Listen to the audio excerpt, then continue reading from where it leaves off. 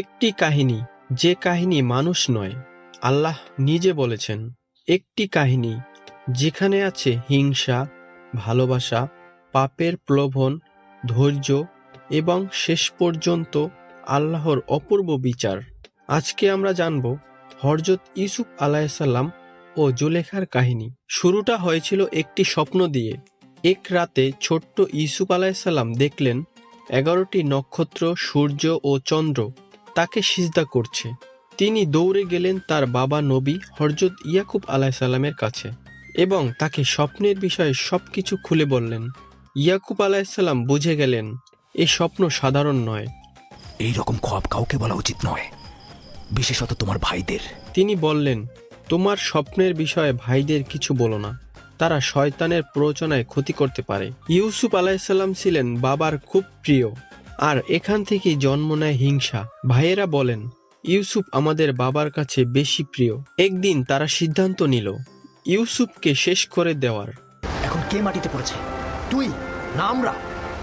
বল তোর সেজদাকারীগণকে এখন তোকে সাহায্য করুক। ছেড়ে দে নবী, আমাকে ছেড়ে দে বলছি নবী। আমি ওকে ওর মা রাহিলার কাছে পাঠাবো। কি করছো এটা? শেষ পর্যন্ত তাকে হত্যা না করে একটি অন্ধকার কূপে ফেলে দেওয়া হলো। আব্বাজান, আমাকে রক্ষা করুন। আব্বাজান, আব্বাজান, আব্বাজান। কোরআন বলে তারা তাকে কূপের গভীরে নিক্ষেপ করল, কিন্তু আল্লাহ তখনই ওহীর মাধ্যমে তাকে বাঁচালেন এবং বললেন, একদিন তুমি তাদের এই কাজের কথা জানিয়ে দেবে। একটি কাফেলা এসে ইউসুফ আলাইহিসসালামকে কূপ থেকে তুলে নিলেন। আমাকে তোমাদের সঙ্গে নিয়ে যাও। তাকে দাস হিসাবে বিক্রি করা হলো। এভাবেই তিনি পৌঁছালেন মিশরে। আমি দ্বিগুণ বলছি, 3000 দেবন। 3000। মিশরের একজন উচ্চ পদস্থ কর্মকর্তা আজিজে মিশর তাকে ক্রয় করে নিয়ে গেলেন তার বাড়িতে। আর এখানেই শুরু হলো সবচেয়ে কঠিন পরীক্ষা। আজিজে মিশরের স্ত্রী, ইতিহাসে যিনি পরিচিত জুলেখা নামে, তিনি ছিলেন ক্ষমতাবান, সুন্দর এবং প্রভাবশালী। তোমার নাম জানতে পারি? আমার নাম ইউসুফ। একদিন জুলেখা ঘরের দরজা বন্ধ করে বললেন, এসো আমার দিকে। আমি নিজেকে ইজ্জতের তুঙ্গ থেকে তুচ্ছ অবস্থায় নিয়ে এসেছি যাতে তোকে হস্তগত করতে পারি না। আমি আমার ঈমান ও নিজস্ব চরিত্রকে সাময়িক কামনা বাসনার কাছে বিসর্জন করব না। আমি আর তুমি ছাড়া এই ঘটনা কেউ জানবে না। কিন্তু খোদাবন্দের নজর থেকে এটা আপনি কি করে গোপন করবেন? ওই মুহূর্তে একজন যুবক কি করে, কিন্তু ইউসুফ আলাইহিসসালাম বললেন, আমি আল্লাহর আশ্রয় চাই। তিনি বললেন, আমার প্রভু আমাকে সম্মান দিয়েছেন, অন্যায়কারীরা কখনই সফল হবে না। এটা শয়তানেরই ফাঁদ, পেছনের দরজা দিয়ে প্রস্থান করুন। তিনি দরজার দিকে দৌড়ে গেলেন। জুলেখা পেছন থেকে টান দিলেন, ইউসুফ আলাইহিসসালামের জামা ছিঁড়ে গেল। হঠাৎ আজিজে মিশর এসে পড়লেন। জুলেখা অভিযোগ করল, ইউসুফ আমাকে খারাপ কাজের চেষ্টা করেছে। কিন্তু আল্লাহ সত্য প্রকাশ করলেন। এক শিশু সাক্ষ্য দিল, যদি জামা সামনে ছেঁড়া হয় সে দোষী, আর যদি পিছনে ছেঁড়া হয় ইউসুফ নির্দোষ। একাত্মবাদী খোদার ফরমানে তার একটি বাক্য বলবো, পিরান সামনের দিক থেকে ছেঁড়া থাকলে জুলেখা নিষ্পাপ, ইউসুফ গুনাহগার। আর যদি পিরান পেছনের দিক থেকে ছেঁড়া থাকে তবে জুলেখা পাপী, ইউসুফ নিষ্পাপ। জামা ছিল পেছন থেকে ছেঁড়া। সত্য স্পষ্ট হয়ে গেল। ঘটনাটি শহরে ছড়িয়ে পড়ল। অভিজাত নারীরা জুলেখাকে নিয়ে সমালোচনা শুরু করলো। তারা বলাবলি করতে লাগলো, আমি দেখতে চেয়েছিলাম জুলেখাকে এইভাবে আসক্ত করেছে সে কে। কোথা থেকে জানলে ইউজারসেফ এই মেহমানখানায় আসবে? আজিজের স্ত্রী তার দাসকে প্রলুব্ধ করেছে। জুলেখা এই সমালোচনা শুনে একটি ভোজন সভার আয়োজন করলেন। তিনি সেই নারীদের আমন্ত্রণ জানালেন এবং প্রত্যেককে একটি ছুরি ও ফল দিলেন।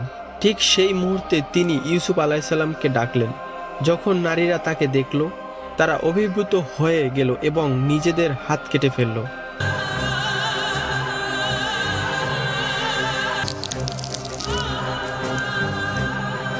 তারা বলে উঠল, এ তো মানুষ নয়, এ তো এক সম্মানিত ফেরেশতা।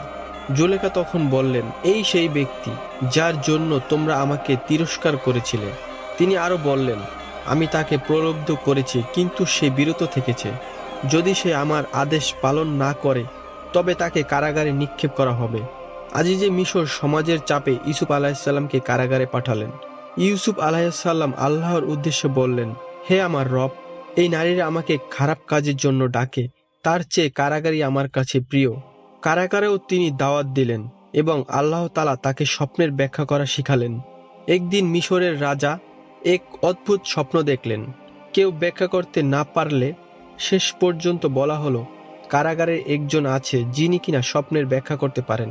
বাচ্চা খোয়াবে দেখেছে 7টা মোটা তাজা গরুকে একটি শুকনো গরু গিলে খেয়ে ফেলছে এবং 7টি সতেজ গমের শীষ 7টি মৃত গমের শীষ দ্বারা ধ্বংস হয়ে যাচ্ছে।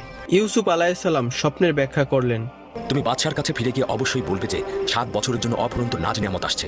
এই 7 বছর চাষাবাদ করুন আর ফসল ঘরে তুলুন। 7 বছরের ফসল শুধু জীবন ধারণের জন্য খাওয়া ব্যতীত বাকিটা সঞ্চয় করবে, কারণ পরের 7 বছর শুধু দুর্ভিক্ষ আর খরা থাকবে। এই দুর্ভিক্ষের সময় সঞ্চয়কৃত খাদ্যশস্য সাধারণ মানুষের জন্য ব্যবহৃত হবে, যাতে মানুষ কষ্ট না পায়। সবাই বুঝে গেল এই ব্যক্তি সাধারণ নয়। ইউসুফ আলাইসাল্লাম কারাগার থেকে বেরোনোর আগে বললেন, আগে প্রমাণ হোক আমি নির্দোষ। জুলেখা নিজেই স্বীকার করলেন, আমি তাকে প্রলুব্ধ করেছি, সে সত্যবাদী। ইউসুফ আলাইসাল্লাম হলেন মিশরের কৃষিমন্ত্রী এবং তারপরে অর্থ মন্ত্রণালয়ের দায়িত্ব পান। এরপরে 7 বছর দুর্ভিক্ষ দেখা দিলে মিশরের মানুষ ধীরে ধীরে বুঝতে শুরু করে ইউসুফ আলাইসাল্লাম সত্য আল্লাহর পয়গম্বর এবং সবাই ইসলাম গ্রহণ করতে শুরু করে। দুর্ভিক্ষ চরম পর্যায়ে পৌঁছালে এক সময় তার ভাইয়েরা খাদ্য সংগ্রহের জন্য মিশরে আসেন। তাদেরকে দেখে ইউসুফ আলাইসাল্লাম চিনতে পারেন এবং তাদেরকে ক্ষমা করে দেন। তিনি বলেন, আজ তোমাদের কোনো তিরস্কার নেই, আল্লাহ তোমাদের ক্ষমা করুক। এই কাহিনী আমাদের শেখায় ধৈর্যের ফল কখনো নষ্ট হয় না। পাপের প্রলোভন আল্লাহকে স্মরণ করায় আসল শক্তি।